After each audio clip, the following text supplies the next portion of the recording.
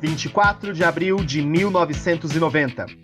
O telescópio espacial Hubble é lançado ao espaço através do ônibus espacial Discovery. Suas fotos mudam fundamentalmente a nossa percepção do universo.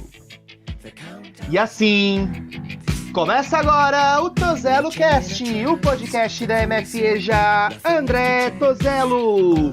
Toda semana, eu, Arian Braga, professor de História, recebo convidados para debater um tema relacionado ao que estamos estudando. E dessa semana, astronomia. E eu recebo o professor de língua portuguesa, Alan.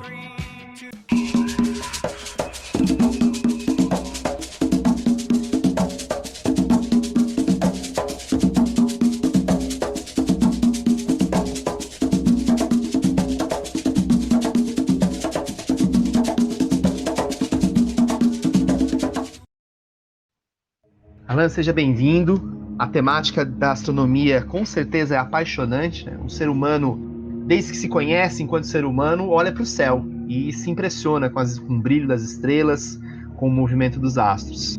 Então, acho que é um grande prazer te receber aqui hoje para esse bate-papo. Olá, Arian. Olá a todos. Realmente, o tema é apaixonante.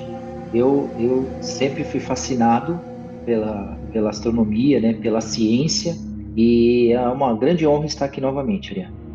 Obrigado, Alan. Acho que o prazer é todo nosso. A gente ficou pensando qual tema, né, abordar, como abordar a astronomia, porque é um tema riquíssimo, gigantesco. Então, eu e Alan conversando aqui ao elaborar esse podcast para vocês, pensamos o seguinte: por que não passar pelos principais nomes que ao longo da história da humanidade construíram um pouco dessa nossa visão da astronomia enquanto uma ciência, enquanto uma área do conhecimento? Então hoje a gente vai fazer um pouquinho diferente. Não tem perguntas, tem um passeio pela história, um passeio pelos principais nomes que ajudaram a criar a astronomia. Como o professor Arian falou, nós vamos citar aí alguns nomes. É legal vocês compreenderem que são muitas as pessoas que contribuíram para formar o cabedal de conhecimento que nós temos hoje, né? E o que a gente vai fazer é apontar os principais e nessa intenção, né, nessa empreitada, mostrar o que foi, como foi que eles contribuíram. Então, eu vou iniciar do mais antigo. A gente vai fazer assim uma linha do tempo, uma ordem cronológica, tá? Então, o primeiro mais notável, né, é necessário dizer também que existe a questão da língua escrita, que contribuiu para que a gente pudesse evoluir na história do conhecimento, tá? Então, o primeiro que sistematizou tudo que se sabia acerca dos astros, né, da astronomia, foi Ptolomeu. Ele nasceu no Egito no século I. Ele sistematizou, como eu disse, né, os conhecimentos da época e propôs o geocentrismo. E o que é geocentrismo? De acordo com a ideia ptolomeica, a Terra estava no centro de tudo. Tudo girava ao redor da Terra. E devo citar que também a observação era bastante limitada, né? Então, o que se via era a Lua, se via o Sol e Mercúrio, Vênus e Marte. Vejam só que coisa curiosa, né? Que mesmo com várias propostas, né, ideias de que a Terra era plana, Ptolomeu ele confirmou que a Terra era redonda. E todo esse cabedal, né, toda essa teoria que Ptolomeu apresentou, ela perdurou por quase 1.500 anos.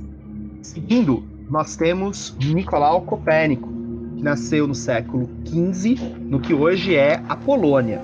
O Copérnico, ele apresentou a ideia heliocêntrica, ou seja, o centro não seria mais a Terra, mas sim o Sol. Hélio, né, do grego antigo, é Sol. E isso fez com que ele sofresse represárias da Igreja Católica da época, porque nessa visão do Copérnico, o centro do universo deixava de ser a Terra e, portanto, para os religiosos da época, você tirava a importância da ideia da criação e até de tudo aquilo que está na Bíblia. O Copérnico ainda foi responsável por notar o movimento da Terra em torno do seu próprio eixo, né? A Terra gira em torno do seu próprio eixo, o que dá o dia e a noite, o movimento de rotação. E também o movimento da Terra ao redor do Sol, que é o movimento de translação, que dá origem ao nosso ano. A próxima personalidade de que nós vamos falar é de Galileu Galilei. Ele nasceu no século XVI, no que é conhecido como Itália, né, a região, e ele já foi mais, ele já tinha acesso a mais informações, tá? Ele já estava desenvolvendo uma metodologia científica, então ele já escreveu leis da física, ele percebeu a inércia, ele descreveu leis da dinâmica, da termodinâmica, inclusive, e da gravitação universal. Mesmo que de forma rudimentar, ele já tinha dado passos nessa área. Como ele ouviu falar, olha só que interessante, ele ouviu falar que uma pessoa construiu um equipamento que conseguia enxergar mais longe. E aí ele foi e construiu o próprio telescópio para poder ter essa ideia, poder ver mais longe e poder analisar a Lua, o movimento da Lua. Ele conseguiu registrar, né, catalogar o movimento dos planetas e na tentativa ele tentou prever esses movimentos. Também ele foi fustigado pela igreja, né? E mesmo ele ele foi condenado a negar o que ele disse. E aí ele, para tentar ter uma pena mais branda, né, vamos dizer assim, contestou tudo o que ele disse, mas mesmo assim ele foi preso, disse que ele sofreu mais maus tratos e tal, e aí ele morreu cego. O curioso é que ele morreu no mesmo ano que nasceu Isaac Newton. Seguindo a nossa viagem no tempo, a gente vai para onde hoje é a Alemanha, no século XVI, onde Johannes Kepler criou as 3 leis básicas da astrofísica. O Kepler, observando o funcionamento, as dinâmicas dos planetas, percebeu que não era uma órbita, né, o movimento que o planeta faz em torno da sua estrela, ele não é um círculo perfeito, ele mais é um movimento elíptico, né? O que é uma elipse? É uma forma relativamente arredondada, mas que parece que foi achatada no seu meio, dando origem a pontas, vamos dizer assim. Nesse processo de observar os planetas e as órbitas, ele criou, como eu disse, as 3 leis primitivas da astrofísica. A lei das órbitas, que é justamente isso, dizendo, não tem órbita circular não é um círculo perfeito. A lei das áreas, que dizia como que era o percurso, explicava o percurso dos planetas ao redor do Sol, ao redor das estrelas, né, relacionando com a velocidade. E, por fim, a lei dos períodos, em que ele construiu uma relação entre a distância dos planetas e o período que ele faz o movimento de translação. Essas leis até hoje são utilizadas em cálculos, a gente aprende no ensino médio na escola, porque elas são as bases dessa área do conhecimento mais moderno, né? Ele também foi perseguido pela igreja, e aí ele precisou fugir, né, da onde ele morava, para que ele continuasse trabalhando e pesquisando. O próximo cientista que nós vamos falar é Isaac Newton. Ele nasceu no século XVII, no Reino da Inglaterra. Ele era exímio matemático. Ele foi a primeira pessoa, ou pelo menos que se tem registro, né, que percebeu a força, né, no entender dele da gravidade. E aí ele ele criou uma fórmula matemática que foi conhecida como a lei da gravitação universal. E aí o escopo dessa equação é a seguinte, que os corpos se atraem uns aos outros à razão inversa da massa deles. Então, quanto maior for a massa, mais forte vai ser essa atração, tá? E ele ainda, porque ele estudou várias coisas, ele é o precursor da ótica e do cinema, embora ele não tivesse nenhuma ideia disso, né? Foram os irmãos Lumière e tal, mas ele estudou a inércia no ponto, né, quase imobilidade. Do ponto de vista físico, isso é muito difícil. Então ele desenhou cálculos e estipulou trajetórias dos corpos, né, que tendem à inércia, tanto você está em movimento quanto está se aproximando do estado estacionário. Mas parecia assim que ele tinha muita inteligência ou muito tempo livre, porque ele também trabalhou com a dinâmica, com a termodinâmica, trabalhou com a questão da ação e reação, de como os corpos eles agem em determinadas situações, em determinado momento do tempo, no espaço e na temperatura. E ele é o pai dos fundamentos da mecânica. Quer dizer, alguns dos princípios utilizados na Revolução Industrial surgiram dos pensamentos e teorias de Isaac Newton. Ele tinha medo de também sofrer represálias da igreja por conta das descobertas dele. E ele não tinha muita vontade de publicar as obras dele. O próximo a gente vai ter que dividir em 2 blocos, porque o rapaz é importante. É um cientista nascido na Alemanha, em 1879, em 14 de março de 1879, talvez um dos mais conhecidos cientistas, o Albert Einstein. Na sua juventude, ele frequentou várias escolas, trabalhou como escriturário em um cartório de registro de patentes, que registra novas invenções. E aí o barato é o seguinte, tradicionalmente a física, ela formulava até então a perspectiva tridimensional. Então tinha altura, largura e comprimento. Aí veio Einstein e diz o seguinte, o tempo também é uma dimensão para a gente pensar. Ao mover-se no espaço, eu também me movo no tempo. E ao me mover no tempo, eu me movo no espaço. Ariano, é um fenômeno, né? É interessante porque é uma lição de vida também. Porque Albert Einstein, ele sofreu muito e ele morreu sozinho, né?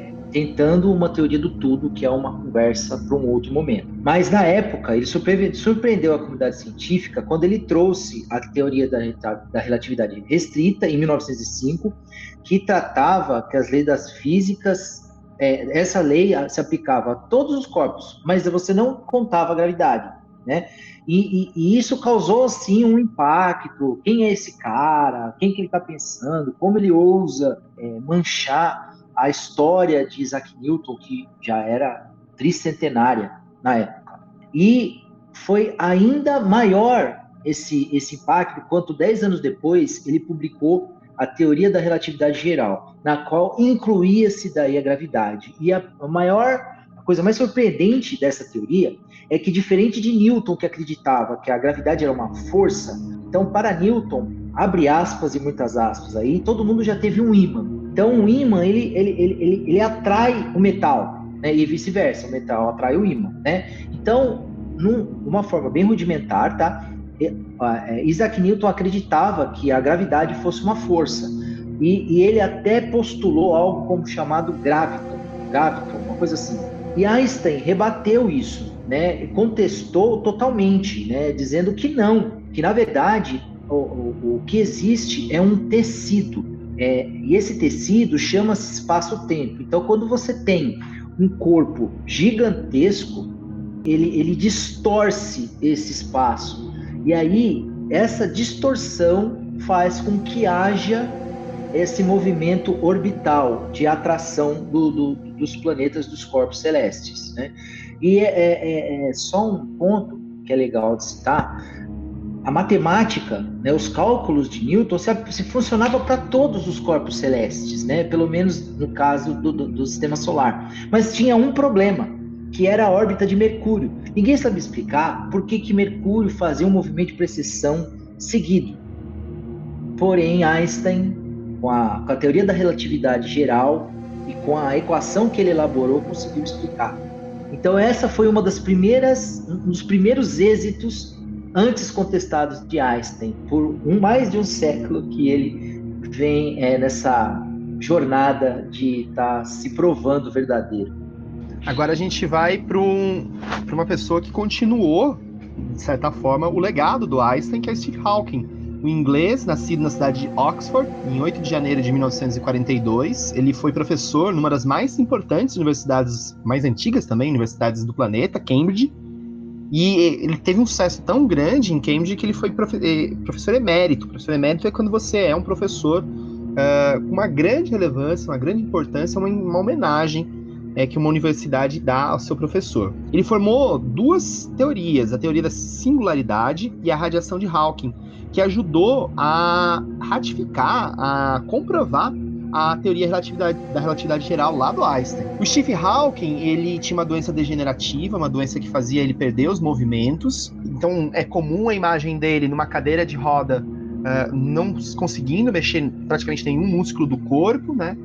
Inclusive usando tecnologia para conseguir se comunicar. E essa figura do Stephen Hawking, ela é uma figura, virou uma figura pop, né? Ele virou uma figura pop.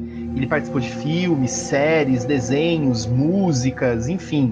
Tem um dos livros sobre astronomia, talvez um dos livros mais vendidos, que é O Universo Uma Casca de Nós. E por conta, em parte, dessa popularidade, desse tipo de impacto, parte da comunidade científica fazia críticas, inclusive dizendo, olha, peraí, você não está conseguindo comprovar tudo isso que você está dizendo, não. Mas foi considerado, no final do século XX, a segunda metade do século XX, talvez um dos mais importantes, um dos mais brilhantes cientistas que nós tivemos. Para encerrar nessa nossa pequena viagem no tempo, a gente vai falar de uma personalidade fascinante, que é Carl Sagan. Ele nasceu em 9 de novembro de 1934 em Nova York. Ele foi, assim como Newton, ele parecia que era meio desocupado, né? Porque ele era físico, biólogo, astrônomo, astrofísico, cosmólogo e ainda tinha tempo para escrever. O que faz de Carl Sagan uma pessoa fascinante é que ele não só trabalhava a ciência, mas ele divulgava a ciência e fazia isso de uma maneira apaixonante, de uma maneira poética. É tácito e qualquer pessoa do ramo da ciência, quando você fala de Carl Sagan, você percebe que a pessoa trata-o com muito respeito, porque ele realmente foi uma pessoa marcante na nossa história. Uma das obras de Carl Sagan foi uma série chamada Cosmos. Ela passou no finalzinho da década de 70, lá nos Estados Unidos, e foi transmitida aqui no Brasil na década de 80. Ela foi reprisada em 89 com uma atualização das descobertas recentes. Ele, pelo brilhantismo, ele participou de diversos projetos na NASA. E, por incrível que pareça, né, porque hoje o pensamento de haver vida fora do planeta Terra é algo um pouco mais palatável, né, algo um pouco mais aceito. Mas na época em que Carl Sagan e outros, né, cientistas, né, tinham essa ideia dessa biologia extraterrena, eram severamente contestados e ele convenceu a comunidade científica a ter esse olhar, né? Graças a ele que hoje nós temos a possibilidade de enxergar exoplanetas, né, que são planetas em outros sistemas solares que até então não sequer se imaginava. Além de tudo isso, é necessário lembrar que os anos 80, 70, era o momento da Guerra Fria. Durante a Guerra Fria, houve a famosa corrida armamentista, né, e os países, as potências, né, do Ocidente, que no caso é os Estados Unidos, e do Oriente, que era a Rússia, fabricavam em massa bombas atômicas. E o Carl Sagan, ele sempre foi um batalhador, sempre foi uma pessoa que lutou para que isso, né, essa sanha de poder e de destruição fosse amainada, né? E ele foi exitoso nisso, porque ele inspirava não só confiança, mas ele inspirava a paz para todo mundo. Ele foi um articulador, né, um grande articulador de todo o projeto, né? Houve toda uma movimentação para se ver o Halley, né? Então várias agências espaciais ao redor do mundo se mobilizaram para poder ver, né? E ele, porque a pessoa quer ter o lucro, né?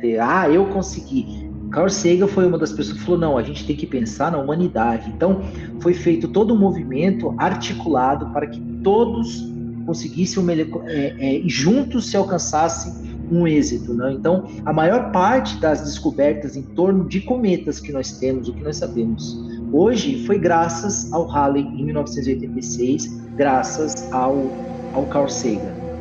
Em outro momento, a gente pode aprofundar essa discussão sobre a Guerra Fria, pois talvez muito do que a gente sabe hoje, que a gente tem hoje de tecnologia, vem desse período, né? Eu acho que também um debate muito grande é isso, a questão do uso de armas, da possibilidade de destruir a Terra, né? Tanto o Carl Sagan, quanto o Einstein, quanto outros cientistas foram militantes da paz, e acho que em outro momento a gente pode tratar desse assunto. Gente, é um recorte, nós fizemos um recorte aqui de alguns desses nomes, né? A gente sabe que tem muito mais gente importante. Nos últimos anos, as figuras femininas que estudam essa temática têm sido resgatadas, porque elas foram, sim, ao longo do tempo, sendo esquecidas. Então, se vocês fizerem pesquisas, vão ter mais e mais. A gente colocou aqueles que são talvez os mais importantes na consolidação desse saber, mas é uma escolha evidente. E outra coisa, da mesma forma que nós contamos sobre esses carinhas ao longo aí de séculos, você pode ser o próximo. Eu acho que a astronomia é isso, é a curiosidade. Então, quem está escutando o nosso podcast pode pensar assim, puxa, será que eu também não posso virar um astrônomo, estudar? Isso não está longe, gente. Isso é uma possibilidade, é um sonho. Claro, não é um sonho tranquilo, não é um sonho que você vai fazer de hoje para amanhã, mas é uma possibilidade, sim. A ciência é uma possibilidade, tem sido uma possibilidade para muita gente, né? A gente tem que defender a ciência, porque a ciência é muito importante na nossa construção enquanto sociedade. Luan, tem mais algum comentário? Maria, eu peço a gentileza de fazer uma complementação do que tu disseste, que é o seguinte: no caso da astronomia, a maior ferramenta, a mais necessária, todos nós temos, que são os olhos. Então, para começar na astronomia, basta olhar para o céu. É isso aí.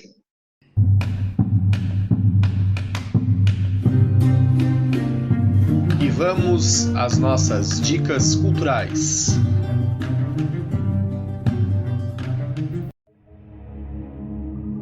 Bem, para as nossas dicas culturais, Alan, o que você pode passar aí para o pessoal que gosta ou está se interessando pela astronomia? O que seria interessante para assistir, ouvir, enfim, dicas culturais para a gente? Sim, Ariana, eu vou falar de experiência própria, porque foi o que me abriu os olhos para isso, né? A série Cosmos, do Carl Sagan. Lá na sala, no Google Sala de Aula, das turmas, eu vou postar uma série de links, e dentre eles tem o link da série completa, dublada, do Carl Sagan. Então, tudo que vocês precisam fazer é acessar o link e assistir. Vai ser, o Carl Sagan diz que é uma viagem pela ciência, né? E eu convido-os a participar dessa viagem. Sejam passageiros da mais fascinante, bonita. Olha, eu não tenho palavras. Eu me emociono porque, olha, é lindo demais. E aí, olha só, gente, o Carl Sagan, ele foi professor de Neil deGrasse Tyson, que é outro divulgador científico. Ele também, em homenagem ao Carl Sagan, ele fez uma versão nova de Cosmos. E no primeiro episódio ele fala do Carl Sagan. E olha, emocionante demais. É de uma humildade, tanto o Neil deGrasse Tyson quanto ele contando acerca do Carl Sagan. Então, essa do Neil deGrasse Tyson eu acho que é um pouco mais complicado de assistir. Eu procurei e não achei. Mas no momento que vocês puderem, eu convido-os a assistir. É uma experiência singular, sabe? Transformou a minha vida, tanto a primeira quanto a segunda. Com relação a filmes, na verdade, mais ou menos funciona aí como uma trilogia, tá? Eles foram lançados no intervalo de 3 anos, 4 anos, mais ou menos. Então, vocês conseguem encontrar nos lugares aí, se vocês derem uma pesquisada. O primeiro é Gravidade, o segundo é Perdido em Marte e o terceiro é Interestelar. Todos esses 3 filmes são fascinantes, tá? São sensacionais. Eles têm, sim, base na ciência, todos eles, tirando a parte narrativa, né? Que se você ficar só numa teoria científica, vai ficar um pouco maçante, né? Um filme, pelo menos. Então, a parte técnica e da física, da ciência, é impecável. Então, eu recomendo que vocês assistam. E por último, eu vou recomendar umas musiquinhas para vocês, tá? Tem um cantor muito famoso que faleceu recentemente, que eu sou muito fã, chamado David Bowie. Ele tem uma música chamada Space Oddity, que é muito legal, tá? Eu gosto, eu tenho certeza que vocês vão gostar. Tem um cantor muito famoso, que eu tenho certeza que vocês conhecem, que chama Elton John. Ele tem uma música chamada Rocket Man, muito legal, também gosto. E claro, toca Raul, né? Então, eu vou recomendar SOS Disco Voador, do nosso amado Raul Seixas. E por último, uma banda gaúcha, ela fez um cover, né, uma música do David Bowie, que é chamada Astronauta de Mármore. Muito bonita, eu gosto muito e eu tenho certeza que vocês vão gostar. Eu acho que é isso aí, Ariane. Bem, eu vou também dar algumas dicas. Vou começar por filme. O Alan deu ótimos filmes. Estão disponíveis em muitos desses negócios virtuais aí que a gente assiste. Como eles não pagam o nosso patrocínio aqui, a gente não fala o nome deles. Quando eles pagarem o patrocínio, a gente vai falar o nome deles. Mas enfim, brincadeiras à parte, um outro filme que acho que vale a pena, talvez não inteiro, porque ele não é fácil, mas vale a pena vocês verem um pouquinho de como ele é construído, da fotografia e tudo mais, é o 2001, Odisseia no Espaço. É um filme difícil, gente, vocês acham até, mas ele é um filme difícil, é um filme parado, é um outro momento de estética, mas assim, a fotografia, você olha assim, aquele espaço grandão, bonito, vale a pena.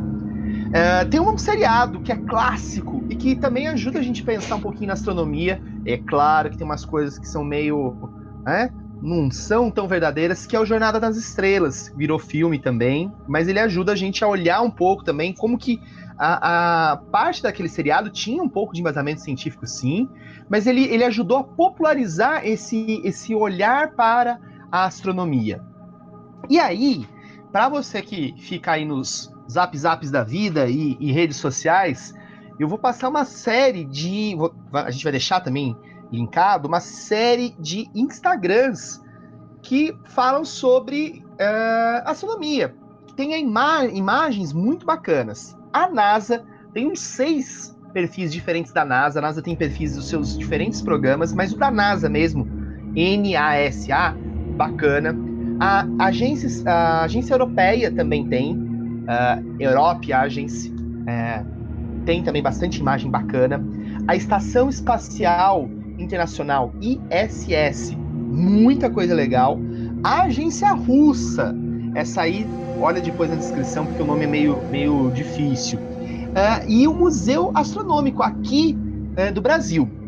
A astronomia hoje também é bem bacana. E para fechar, é um carinha que eu vi aí colocando umas fotos muito legais no Instagram, que é um fotógrafo amador de astronomia, né? É muito legal, que é o Léo Dias Torres.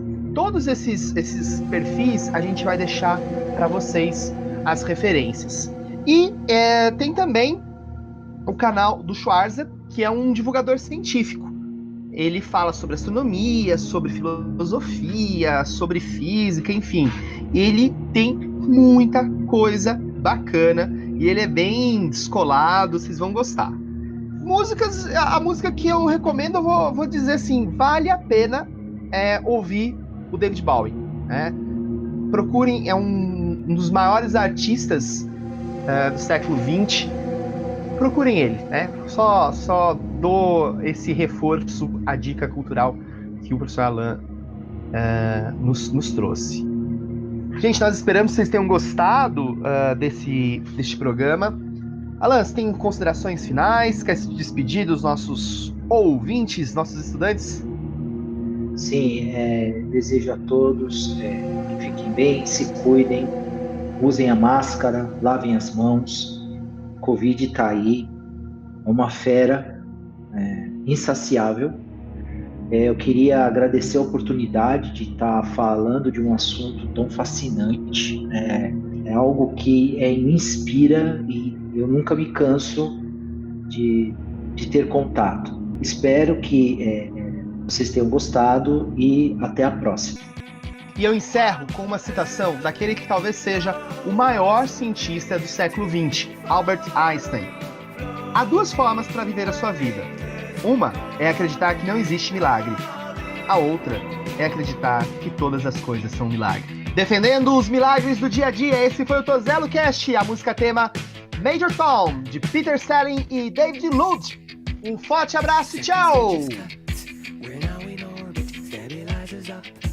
Running perfect, starting to collect requested data. What will it affect when all is done? Thinks Major Tom. Back at ground control, there is a problem. Go to rockets full, not responding. Hello, Major Tom. Are you receiving? Turn the thrusters on. We're standing by. There's no reply. 4, 3, 2, 1.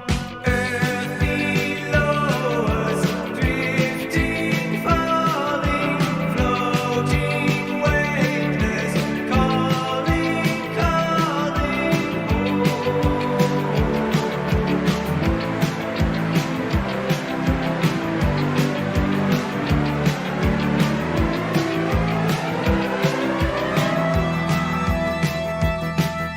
Across the stratosphere,